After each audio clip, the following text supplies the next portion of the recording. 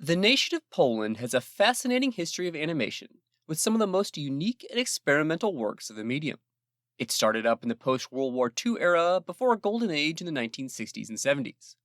Like many Eastern Bloc countries, the animation industry had issues post communism, but there are still many interesting Polish animators making impactful films. Similarly to a lot of others under the Iron Curtain, Polish animators deployed many different techniques and were highly innovative. Many animated films were non narrative and used cutouts and photographs in unusual ways. Also, a lot of Polish animation blurred the lines between live action and animation and wasn't always what you might think of when you think of the medium. And during the Golden Age, much of it was inspired by graphic design and poster art, leading to a very modernist aesthetic.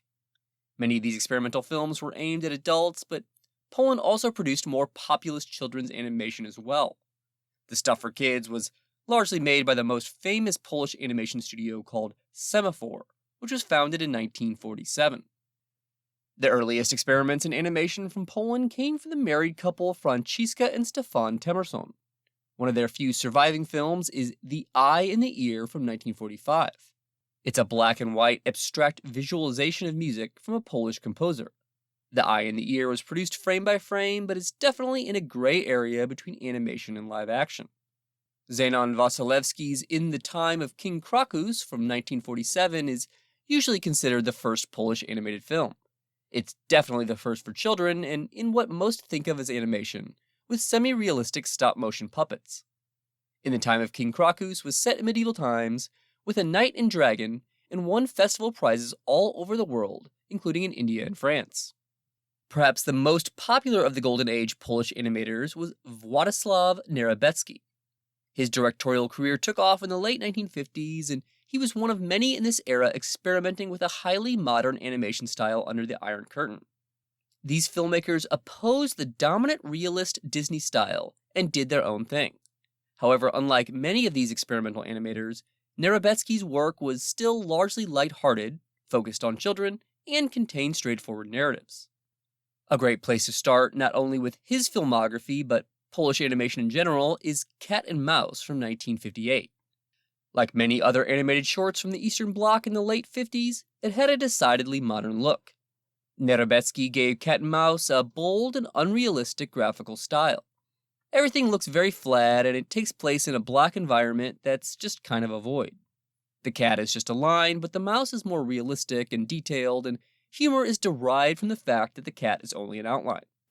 Also from 1958 was Nehrebecki's short called Tournament, set in medieval times. It too looked modern with a basic environment, but distinct from Cat and Mouse. A few years later in 1962, Nehrebecki directed Beyond the Forest, Beyond the Woods, which took place in a rural village and was full of singing and dancing. This short was similarly very flat and unrealistic, with no sense of three-dimensional space, as the houses are just floating in the air. For his 1967 short Lines and Dots, Nehrebecki gets geometric with moving circles, squares, and dotted lines.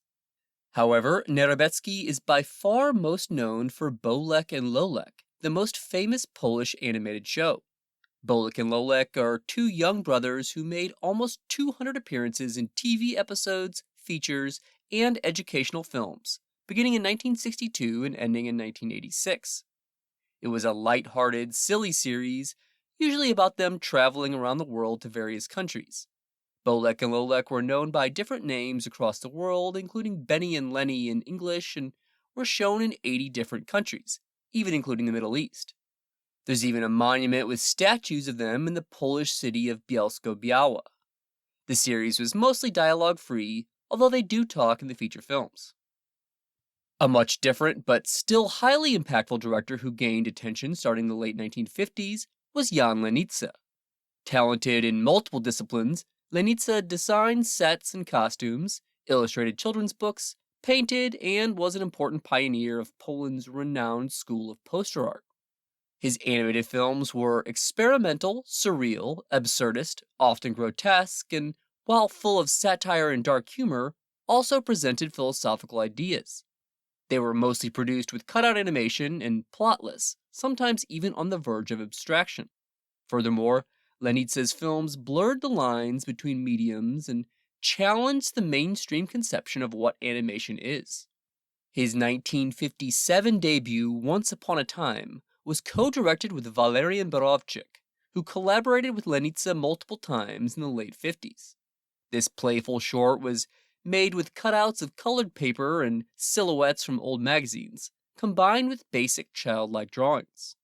Once Upon a Time cuts back and forth to various bits of live-action footage, seemingly at random and at times quite rapidly. Once Upon a Time won many awards, such as the Golden Lion at the prestigious Venice Film Festival. Also in 1957, the two directed a largely abstract 2-minute short called Banner of Youth that combines live-action, photographs, and animation created by applying paint directly to the film stock. They included footage from various sources of athletes, musicians, and vehicles, as well as newspaper clippings, as the short was a commissioned advertisement for a newspaper, all set to the song Drum Boogie by legendary jazz drummer Gene Krupa. 2 years later came Lenica and Borowczyk's most famous short, House, another mixed media work done in a collage style with cutouts, pixelation, stills, and stop motion. House is a perfect example of the apparent connection to the structural film movement that shows up often not just in Lenica and Borowczyk's filmography, but in Polish animation in general. The experimental formalist movement of the 1960s and 70s was largely about exploring the fundamental aspects of the medium of film itself, and these films often had an emphasis on repetition like in House. Furthermore, the stop-motion animating real pre-existing objects likely inspired the legendary filmmaker Jan Schwankmayer's aesthetic.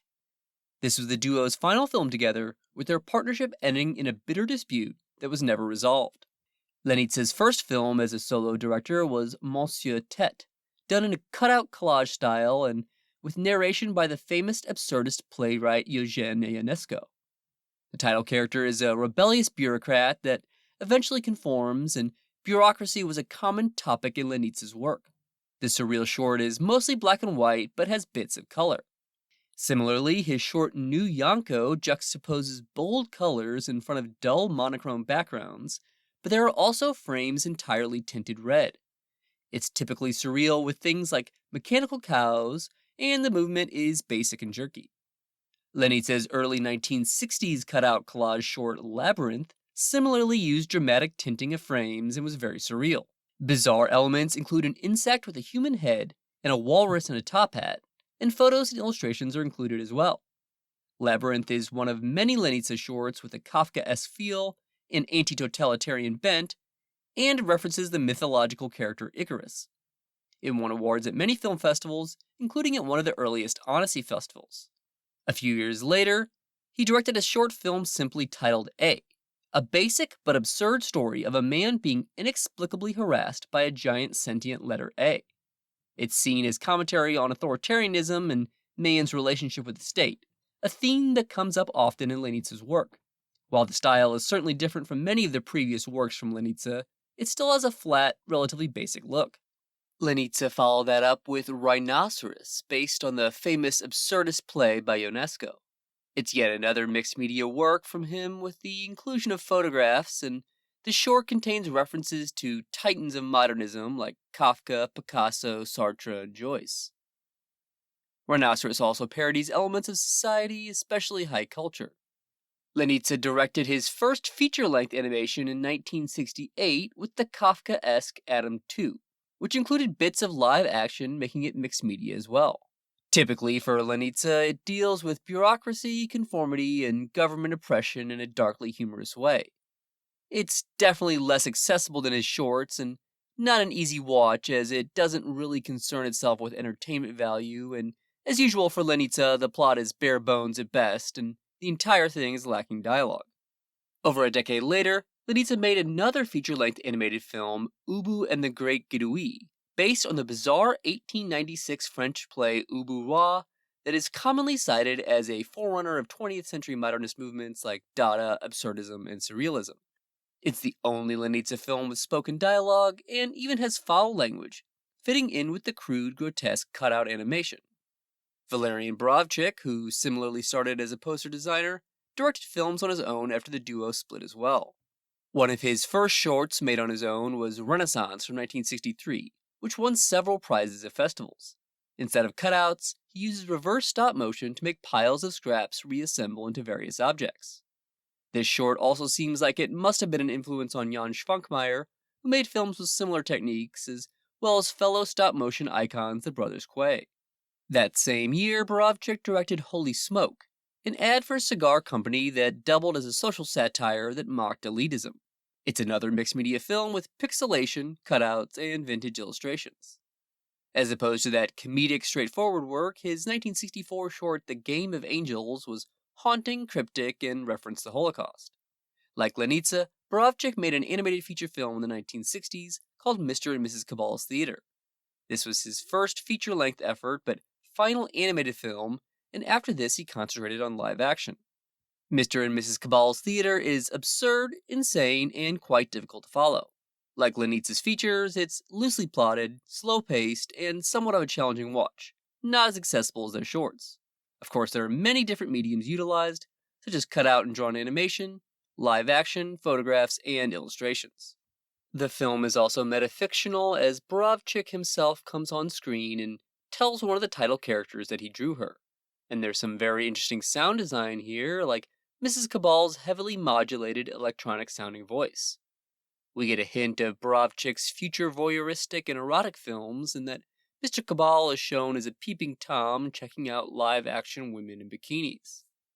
The work of Lenica and Borowczyk changed the landscape of Polish animation and helped make it so that philosophical and intelligent animation for adults was taken seriously there. Also starting in the 1950s was Witold Giersch, another one of the earliest major Polish animators. He often animated using paint, sometimes directly on the celluloid or on glass, and his work was inspired by painters like the French Impressionists and Van Gogh. Giersch also worked in stop motion and traditional cell animation and made shorts for both children and adults. He often dabbled in metafiction and played with the medium of animation. His work was more optimistic and fun compared to directors like Lenica and Borowczyk, and also demonstrated his strong love for animals, especially horses. His debut as director, The Mystery of the Old Castle, came out in 1956. The dialogue-free short depicts anthropomorphic animals, specifically a dog detective who walks upright, wears clothes, and smokes a pipe. It's pretty basic and straightforward, and definitely doesn't have the personality or style of his later films. A turning point in his career came in 1959 with Neon Trifle, the start of his very modern-looking unrealistic style that was likely taking cues from the American company UPA, responsible for creating characters such as Mr. Magoo and Gerald McBoing-Boing.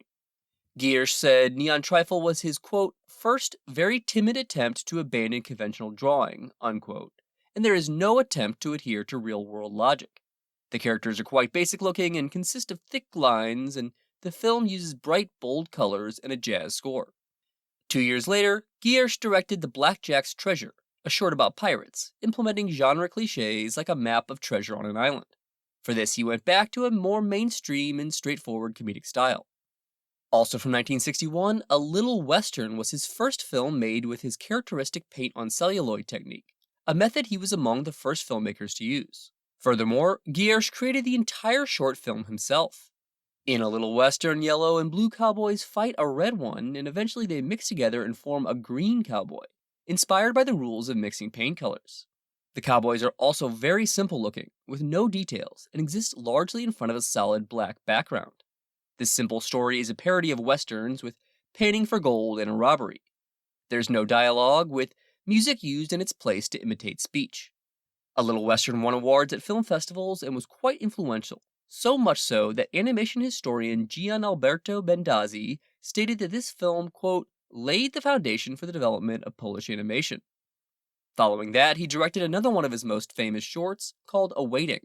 It features characters made from tissue paper, and Giersch stated that the impetus for this film came from thinking about what could be problems for a person made of tissue, like crumpling, tearing, or burning. After that, The Red and the Black from 1964 was also produced using the paint on celluloid method, and another one of his most well-received short films. It stars a solid red bullfighter and a solid black bull in front of a crowd of people similarly made up of one solid color. Some read symbolism into it that Giersch later stated he did not intend to imply, and thought the red symbolized communism and the black represented the clergy, But obviously red is also just the color of the cloth bullfighters wave around, and bulls are often black. There are metafictional touches when a real hand paints the title, and we see live action footage of the crew behind the camera. Metafictional elements like this were common in Polish and Eastern European animation, especially in this era.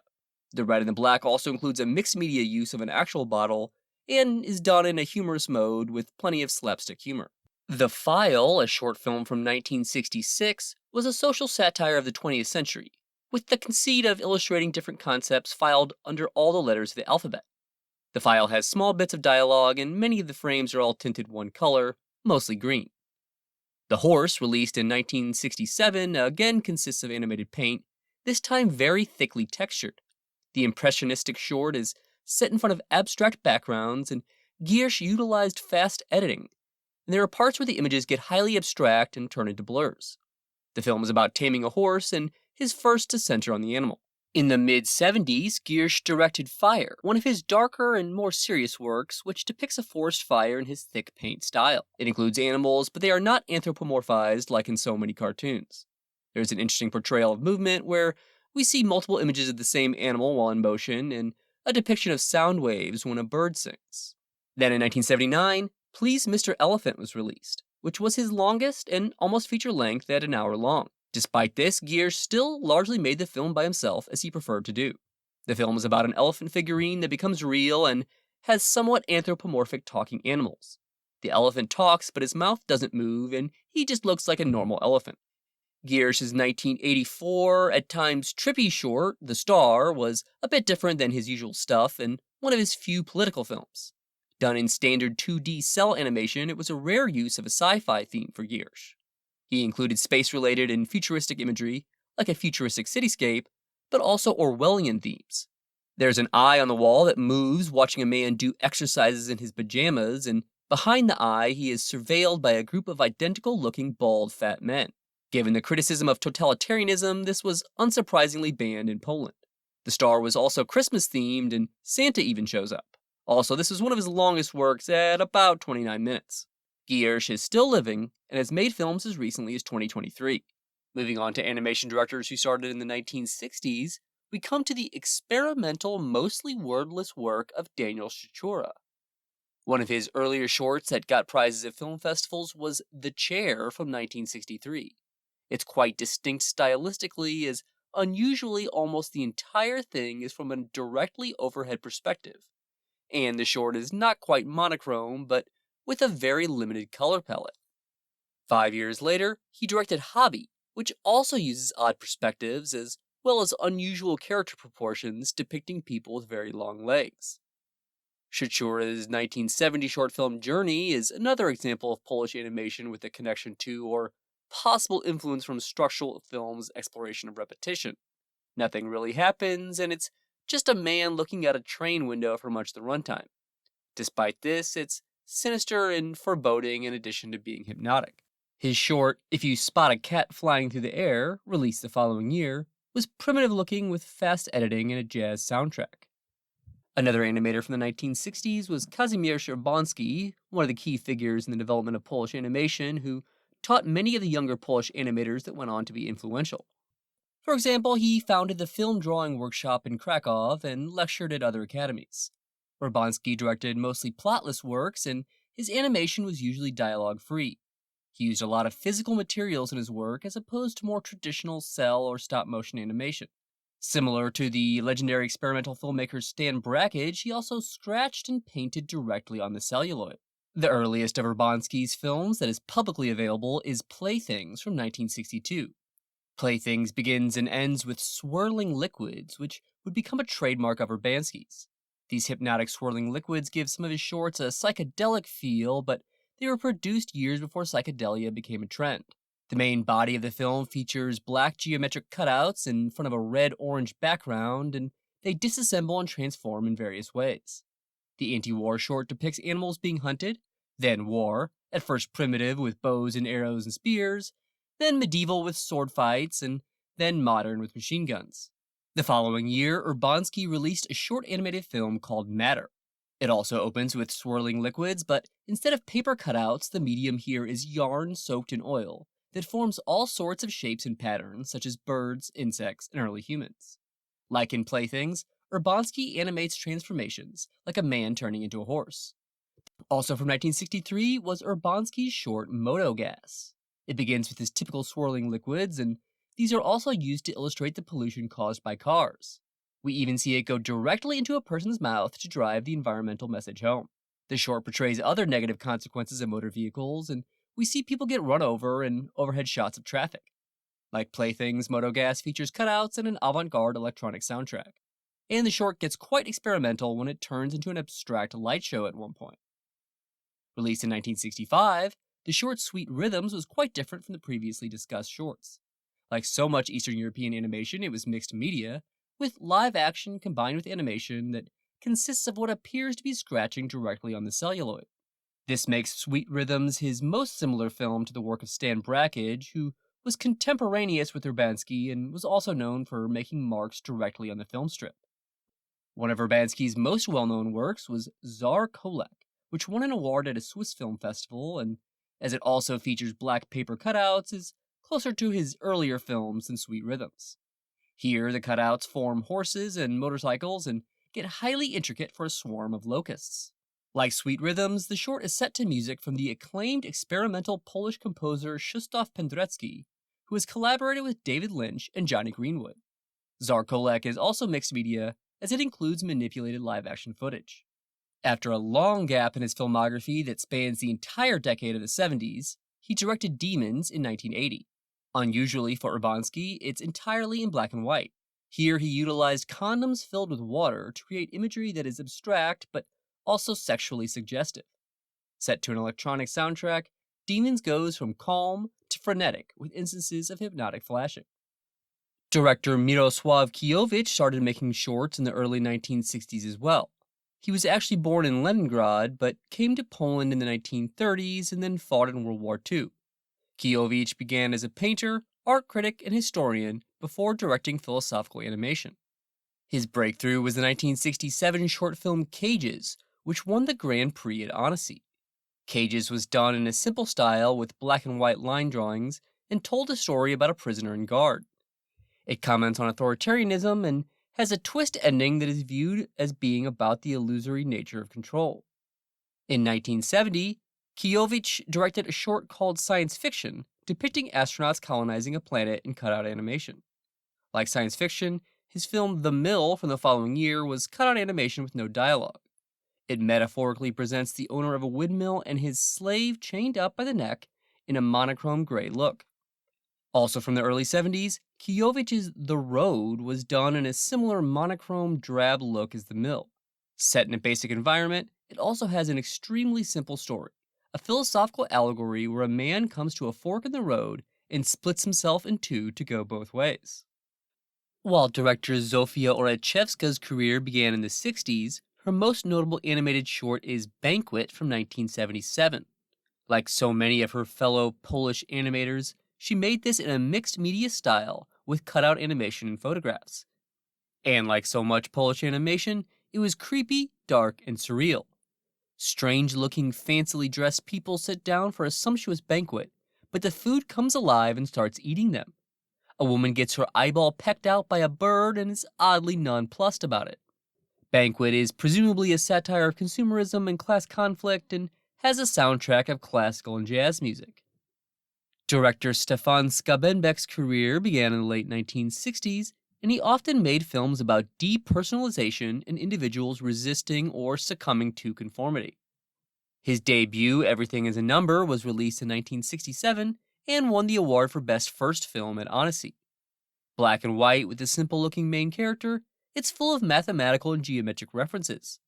The short deals with conformity in an odd, surreal way, as at the end he becomes a number and joins a mass of ones. 2 years later, Skabenbeck made Stairs, also black and white, but stop motion with animated plasticine. It too had a simple story and style, but more haunting than Everything is a Number. Similarly themed, a sad, faceless man walks in a drab gray environment and then turns into a step in a landscape made of endless stairs. Another director starting in the late 1960s was Ryszard Chikawa, who directed acclaimed live-action feature films in addition to his animation. He studied under and then worked with Rybczyński. Chikawa's animation consisted of wordless, simple, serious films with dark subject matter. They were often cryptic and opaque due to his style, and he mainly used cutouts. And his films were characterized by an interesting use of sound design. His 1968 black and white cutout short Bird was a bit cryptic, but it dealt with the theme of freedom and shows the titular bird being freed from a cage, so it was banned by the state. His short The Sun from 2 years later was also monochrome and quite drab and gray looking. While also not the easiest work to understand, it explores the rural-urban divide and depicts a son who forgets about his parents. Chikawa's haunting 1971 short The Roll Call was awarded an Odyssey. Set in a concentration camp, it shows people getting shot, but not in a particularly graphic way. Similarly dark, The Autopsy depicts a mother who drowns a disabled child. It's drab and mostly gray, but with bits of red and blue. Another Polish animator with a singular style is Piotr Kamler, who directed surreal, bizarre works that were often abstract or cryptic. He utilized many different techniques to create strange sci-fi worlds and creatures, and collaborated with well-known avant-garde composers such as Yanis Xenakis. Kamler's early 1967 short The Spider Elephant depicts all sorts of weird creatures, like blobs that float around, flying tentacle monsters, and the title character that is made of a purple rectangle with 8 thin legs. This is all shown while odd electronic noises play on the soundtrack. His abstract short film Labyrinth from 1969 is set to music in the style known as musique concrète that manipulates and edits real noises as building blocks for a new composition. Kamler's 1973 short called The Heart was made with cutouts and includes some humans with very unnatural proportions. His only feature film was the highly unique science fiction film Chronopolis, created with stop motion and early CGI. It's set in a city in the sky where immortal beings with unmoving faces manipulate fundamental aspects of reality, like time, particles, and electromagnetism. Chronopolis has an extremely bare-bones plot, and barely anything is explained. It's very slow, and a lot of it is just shapes moving around in odd ways. This results in an austere, repetitive, hypnotic experience that is certainly not for everyone. Kamler used Egyptian-influenced visuals, and the look is often compared to H.R. Geiger. Like Labyrinth, this featured a musique concrète score. Chronopolis was a French co-production and took 5 years to make, with most of the work done by Kamler himself. Released a decade later, the short An Ephemeral Mission was similar to Chronopolis, with weird shapes, cubes, and spheres moving around, and alien technology that creates matter. One of the most idiosyncratic Polish animators was Julian Antonisz, who studied under Rybczyński, and similar to Rybczyński, he created works using direct animation, without a camera, creating the image on the film stock itself by scratching it or drawing or painting on it. He sometimes utilized unconventional means to do so, like shoe polish, a sewing machine, or coffee grinders. Antonisz made the music and sound himself for his films, which were darkly humorous, absurd and grotesque, with irregular designs and rough animation. He deployed the direct animation technique in the 1970 short film How Did Books Leave the Forest, but in tandem with cutout animation and live-action footage. It was aimed at children, unlike his later films I'll discuss, but still done in an experimental, bizarre style. His most well-known film, released a couple years later, was How a Dachshund Works, likewise partially made with the non-camera method. In the at times abstract 1977 short Sun, his first entirely non-camera work, woodcut style drawings were printed onto the film. In What Do We See After Closing Our Eyes and Stopping Our Ears, another non-camera short, Antonisz even scratched out the sound on the film, resulting in weird abrasive noises. Also non-camera, in the 1980 short called Highly Committed Film, everything is super wobbly and things rapidly change in size and perspective. Characters are freakish looking, and we get surreal stuff like giant eyeballs holding hands. Possibly the most important Polish animator of the 70s and 80s was Zbigniew Rybczyński, whose formalist style is another example of a possible connection to structural film. His animated shorts were generally free of any dialogue or plot. His first film as director from 1972, and simply titled Square, consists of squares and images of a man moving in a circle. Like many works of structural film, Square is built around repetition with variation, with loops and mathematical progression, and it prefigured digital imagery with its pixelated look. Rybczynski's chaotic 1974 short Soup also uses repetition in its loops of pixelation, an animation technique where live action actors are posed frame by frame to give the illusion of jerky motion. It has a very unique, trippy look due to garish tinting. Like Square, it feels like a formal exercise with no message or plot, but some have viewed it as an exploration of tedium and routine in a relationship. Soup is also not even close to what comes to mind when most people think of animation, so it's a perfect example of Polish animation stretching the boundaries of the medium. His most famous animated film is easily Tango, released in 1981. It consists of a single static shot created with thousands of celluloid mats with dozens of characters meticulously layered and composited. The characters perform looped actions that all accumulate and gradually fill the frame, starting with just one person but eventually overlapping and covering each other up. Tango won the Oscar for Best Animated Short, making Rybczynski the first ever Polish director to win an Academy Award. Despite the success, it was his final animated film, as well as his final film produced in Poland, and after this, he moved to the United States.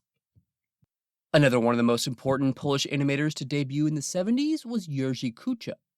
His work has a poetic impressionist style, and he's often been compared to French director Robert Bresson. Kucia stated he was influenced by literature and visual art, not animation. He made hypnotic, minimalist films with a lack of conventional narrative, no dialogue, and often a focus on repetition and mundane activities. Visually speaking, his animation was mostly in black and white and, of course, mixed media, using live action, photographs, collage, cutouts, and drawings.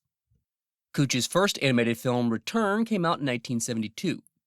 In it, a hunched-over man rides a train and reminisces about his childhood, and the short's creepy, shadowy look emphasizes his mental state. 6 years later, he directed the plotless short The Ring using cutouts of photos, and interestingly, the camera pans to the left almost the entire time. His grim, symbolic short Reflections is one of his few works with a conventional narrative, and we see insects fight for their lives, but this is revealed to be pointless when they get crushed by a human. Kucia's film Parade was mixed media with grainy sepia-toned live-action footage and shows peasants working in a wheat field. Like Return, this explores memory and the passage of time. His existential impressionistic short Tuning the Instruments from the year 2000 was vague and plotless as usual. Plenty of new Polish animators began their careers in the 1980s, including Piotr Dumawa, who had a background in sculpture and, like Kucia, worked mostly in black and white. Dumawa's creepy and dark shorts were influenced by writers like Dostoevsky, Gogol, and Kafka. In his twisted take on a fairy tale, Little Black Riding Hood, Dumawa uses a very flat look and childlike art. The darkly humorous short starts innocent but then gets strange and adult-oriented. Dumawa's melancholy short from 1985 called A Gentle Spirit was dark and bleak-looking while being presented with a high-contrast look and an interesting scratchy texture. It was based on a short story from Dostoevsky of the same name that was also adapted into a Bresson film. His 1988 vague, surreal, and creepy short The Walls served as commentary on totalitarianism with its simple depiction of a man trapped in a blank room with no exits, presumably a cell. Another major Polish director from the 1980s was Hieronym Neumann. He worked with Rybczynski, and like him, his work is experimental and sometimes blurs the lines between animation and live action. His voyeuristic 1982 short Block was done in a very unique style and another example of a film with a structuralist feel. In what appears to be a single shot, we get a cross-section 360-degree turning view of an apartment block and the inhabitants doing mundane tasks, with seamless transitions as the angle turns. Furthermore, he often made shorts built around classical music, such as The Dream, a series of animated paintings set to the work of Robert Schumann, and the abstract Prelude, with the music of Polish composer Frédéric Chopin. Other Polish directors that made animation set to classical music include Aleksandra Korevo, who directed works inspired by Franz Schubert and the opera Carmen, and Waldemar Tchaikovsky, whose short films illustrated music from Mozart and Chopin. And there was Maciej Ćwek, director of the short film The Old Castle, which had limited animation and utilized the composition Pictures of an Exhibition by Modest Mussorgsky. Director Zbigniew Stanislavski helmed the traditionally animated feature film for children David and the Magic Pearl. Despite some odd touches and a plotline with aliens, the 1988 release was largely forgettable. The final director of the communist era I will discuss is Marek Serafiński, whose career started in the 80s. He has a very specific look to his films, often animating photos of actors, and they were usually surreal with political and societal critiques. His most interesting short film is probably The Race, made in 1989. Serafiński animated cutouts of photos to create jerky motion with an unusual look. The metaphorical short is about a bicycle race where competitors fight each other with weapons and dirty tricks to get ahead, all for the twist ending to reveal that it's a pointless Sisyphean endeavor. The race is organized by a man in a top hat and bow tie, smoking a cigar, hinting at the interpretation of the short being about the rich and powerful exploiting and controlling the masses. Serafiński's 1995 short, The Birth, was also made in an odd style, but one much different from The Race. It features the unusual combination of black and white live action and one-cell animated character, a pink bald man who comes out of the womb fully formed and walks around naked. The first major animator of the post-communist era is Marek Skrobecki, who directed dialogue-free stop-motion shorts with puppets. He studied at two famous stop-motion studios, Jim Henson's Creature Workshop and Aardman, known for the Wallace and Gromit films. His 1992 short Dim has no real plot and just has two creepy-looking yellow, life-size, semi-realistic puppets going about their day. Like many other Polish animated shorts, Skrobecki's Fairy Tale Images contains a soundtrack of classical music, matching the protagonist who is a young composer. In 2005, he directed the metaphorical short Ichthys, which combined the puppet stop-motion with computer animation for weather effects. The surreal, creepy film has elements of body horror and religious imagery. His most famous film is the pessimistic allegorical Danny Boy, from the year 2010 and featuring the Irish song of the same name.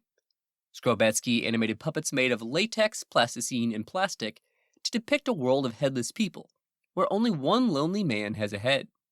The theme of conformity is obvious, but less clear is the intention of the reference to 9/11 at the end that seemingly comes out of nowhere. Like his previously mentioned shorts, Danny Boy has no dialogue whatsoever. Many interesting Polish animators have gained acclaim in the 21st century, none more so than Tomasz Bagiński. In addition to his animated shorts, he worked on both The Witcher video games and TV series, which were of course based on Polish fantasy novels. Bagiński's breakthrough was The Cathedral, released in 2002, even garnering him a nomination for the Academy Award for Best Animated Short Film. The dialogue-free short was inspired by Skabenbeck's The Stairs and was a CGI film created using 3ds Max, Photoshop, and After Effects.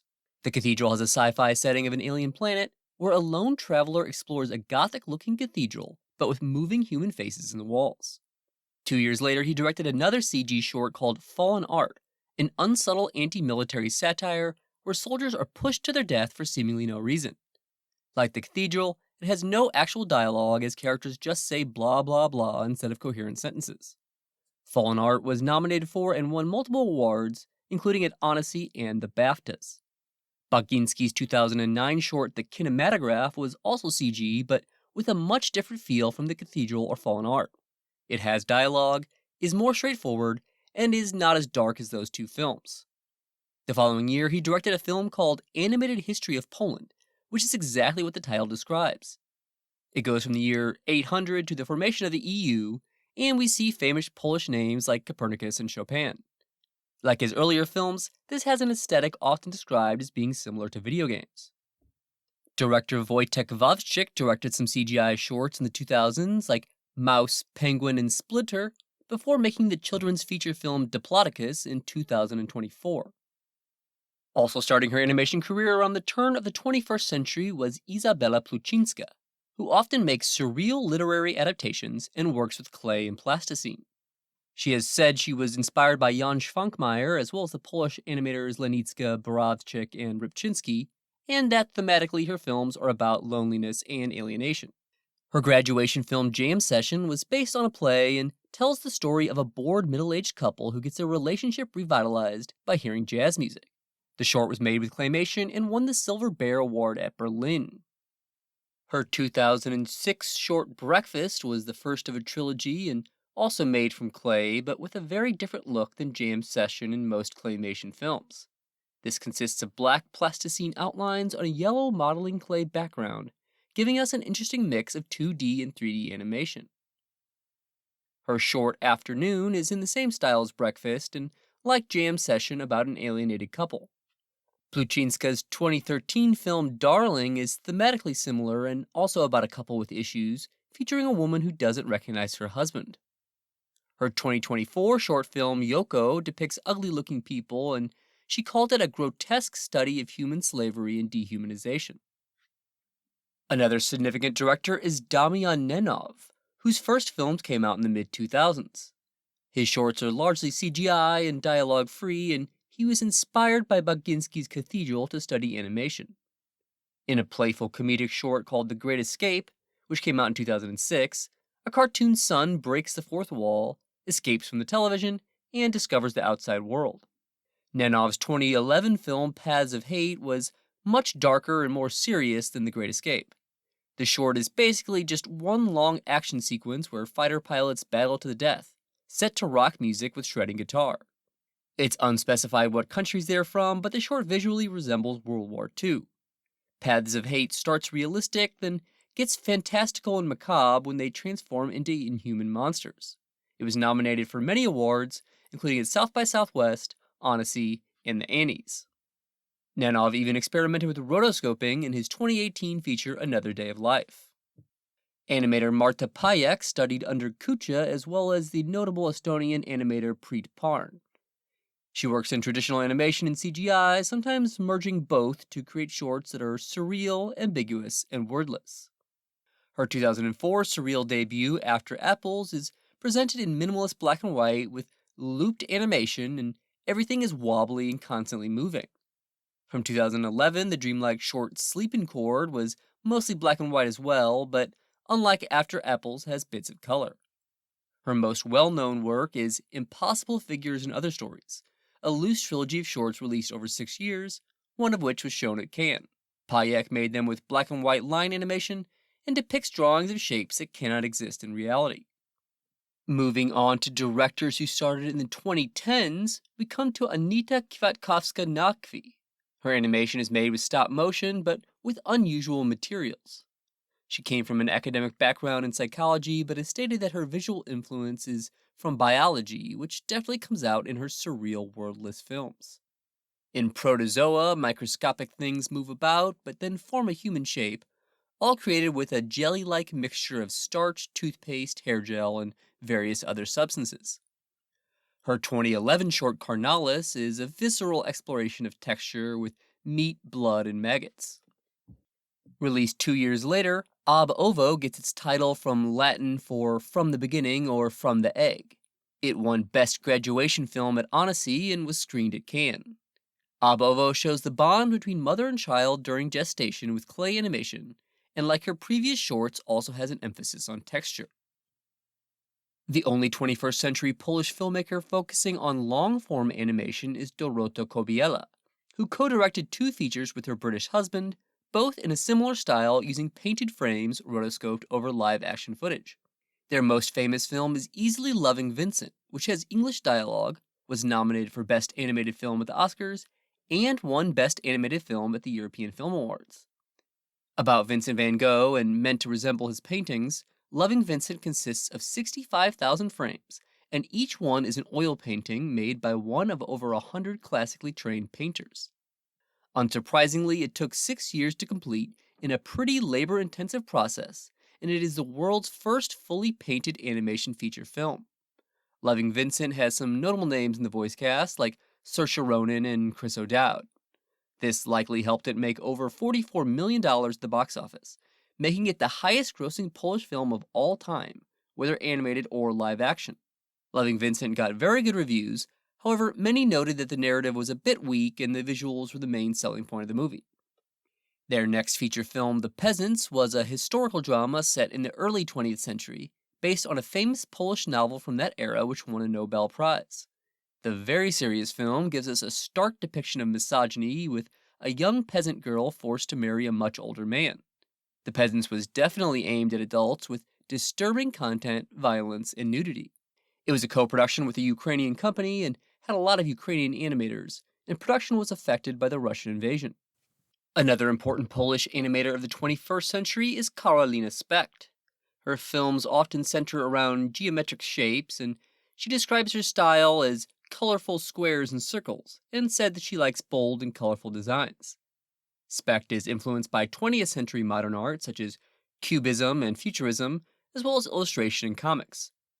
In addition to directing her own shorts, her studio did the animation for the Oscar-nominated documentary Porcelain War about the Russian invasion of Ukraine. Her 2012 debut, Love Story, is a short, simple animation with basic shapes and bold colors. Her second-year student animation, The Incredibly Elastic Man, appears to be a critique of conformity. It tells the story of a formless man who takes the shape of his container, told with minimal environments. Her next film, Don't Lose Your Head, features highly abstracted characters made of basic shapes and bold colors in front of a solid black background. There's also director Karolina Gluszec, whose work was usually black and white, lacking dialogue, and non-narrative. In her 2012 short Velocity, she went with sketchy, crude-looking line drawings that wobble, made from black lines on white backgrounds and minimal environments. Gluszec said this film was about memory and drawing. Her short film called The Landscape was similarly wobbly and full of abstract imagery. Parts are in black and white, while others boast vibrant colors. Gluszec included weird bloopy electronic noises on the soundtrack, some intense strobing, and rapidly changing imagery. Animator Tomek Popakul often directs lengthier works, not feature-length, but longer than most shorts at around 20 to 30 minutes. He utilizes cell shading, often with grainy or noisy animation. He animates with 3D software, but goes for a 2D look inspired by comics, Japanese woodcuts, printmaking, and book illustrations. His 2016 sci-fi short Black was a Japanese co-production with Japanese voice actors, and its stark black and white look was likely an homage to manga. Black is post-apocalyptic, with a story of two lone astronauts in space while nuclear explosions go off on Earth, and explores how humans deal with futility. Unlike his other films, the 26-minute-long Acid Rain was very colorful. Popakul gives it a distinct look with bleached-out colors and a heavy noise technique to make it appear grainy.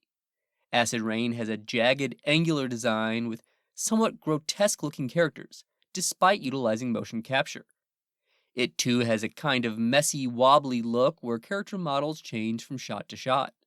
The visual style was inspired by the aforementioned woodcuts, but also 90s rave culture, and Popakul said it was, quote, an expression of his personal interest in rave culture, unquote. A hitchhiker meets a guy who lives in his van, and they go party together, leading to a depiction of a hallucinogenic drug trip with warped perspectives before it eventually gets dark and violent. Acid Rain was nominated for Best Short at the Annie Awards.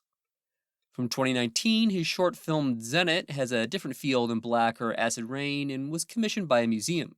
This one is a historical film set from the 30s to the 60s, but with surreal touches and about a real woman who is part of the Polish resistance in World War II. 4 years later, he released Winter, which was set in a rural Polish village. Like Black, it's in stark black and white, but this time with hints of color. While originally from Ukraine, animator Yelizaveta Pismak works out of Poland and is mainly known for her surreal short titled My Fat Arseni. It explores issues of body image, dysmorphia, and anorexia, but in a humorous way with grotesque visuals. Produced with traditional animation, the short exhibits an interesting use of color, as at first it's very yellow and black, and then more colors get added over the runtime. Pismak stated she was influenced by the animated parts of the cult classic Pink Floyd film The Wall. There's even an influence from the world of gaming, as the end has a retro video game aesthetic. In addition to all these short films and features, there have been many significant Polish animated TV shows and web series. Almost as popular as Bolek and Lolek, the series titled Rec Show centers on a friendly, heroic dog that looks similar to a Jack Russell Terrier and his animal friends. The titular dog is slightly anthropomorphized but doesn't talk. Rec Show consists of 65 episodes made from 1967 to 1990, and it even aired in the US on the Disney Channel in the 1990s. Another beloved series in Poland is Teddy Dropier, a stop-motion show that aired from 1975 to 1987 for over 100 episodes. It's about a cute bear that originated in children's books and his animal friends, including a rabbit and puppy. They are anthropomorphic animals that wear clothes and walk on their hind legs. Other popular animated shows from the communist era include The Abduction of Balthazar Sponge, The Adventures of Philemon the Cat, and Event of Dobromir, all traditionally animated and airing during the 1970s. There was also the cute stop-motion show Peek Pok the Small Penguin, which aired from 1989 to 1992 right after the fall of communism. There have been a handful of children's animated shows from Poland in the 21st century, like the comedic Kekom Kokosz, which takes place in medieval times. Popular Polish web series include the adult-themed Kapitan Bomba, which started in 2008 and contains gross-out humor. In addition, the web series Hoodie Squad was quite popular and done in a similarly crude style. Additionally, it's worth quickly mentioning Cyberpunk Edgerunners, which is animation made in Japan, but the project was supervised by the Polish video game company CD Projekt Red that created the original game the show was spun off from. Despite the extensive list of filmmakers in this video, this is just a sampling, and there were many more interesting animators I just didn't have time to mention. However, this should be more than enough to show that Poland made a huge mark on the world of animation. If you'd like to watch these films in full, many works of Polish animation from any of these eras are available to watch for free online. If there are any specific ones you are looking for, let me know in the comments and I'll send you a link. That's all for this video. Thanks for watching, and please check out my Patreon, which I'll link to in the description. If there are any other countries you'd like me to cover the animation of, feel free to suggest them in the comments.